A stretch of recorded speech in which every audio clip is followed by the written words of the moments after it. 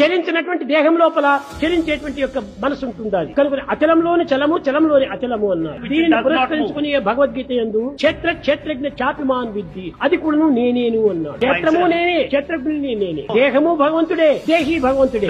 దేహం కూడా మనం అలక్ష్యం చేయకూడదు. దేహాన్ని కూడా సార్థకం గావించుకునేటువంటి పనుల్లో ప్రవేశపెట్టాలి. పవిత్రమైన కర్మలు మనం ఆచరించాలి. దైవమునకు ప్రీతికరమైనటువంటి యొక్క పనులు మనం చేయాలి. సమాజమునకు ఏమాత్రం కూడా చెడ్డ పేరును తెప్పించేటువంటి పనులు మనం చేయకూడదు. నీవు సొసైటీలో ఒక మెంబర్ కాబట్టి మెంబర్ సరిగా ఉంటుంటే బాగుంటుంది, లేకపోతే సొసైటీ పేరు కూడా చెడిపోతుంది. సొసైటీ మంచిది కావాలంటే ఇండివిజువల్ మంచివాడు కావాలి. కనుకనే సొసైటీ అంతా కూడా ఒక వ్యక్తి పైన ఆధారపడినటువంటి, సమాజంలో ఉన్నటువంటి ఒక వ్యక్తి సరైనటువంటి వాడిగా రూపొందినప్పుడే సమాజం అంతా మంచిదిగా ఉంటుంది. సొసైటీని మనం మార్చాలంటే సొసైటీలో పోయి ఊరికి ఉపన్యాసాలు ఇస్తే ప్రయోజనం లేదు. మొట్టమొదటి నీవు మారు, వ్యక్తి మారినప్పుడే సమాజం మారుతుంది. నీవు మంచి కాకుండా నీవు సొసైటీని మంచి చేయాలంటే ఏనాటికి అది సాధ్యం కాదు. మొట్టమొదటి నీవు మంచివాడిగా తయారు, నీ హృదయాన్ని పవిత్రమైన రీతిగా మార్చుకో. అప్పుడే నీకు ఆ రైట్, ఆ యోగ్యత నీకు పూస్తుంది.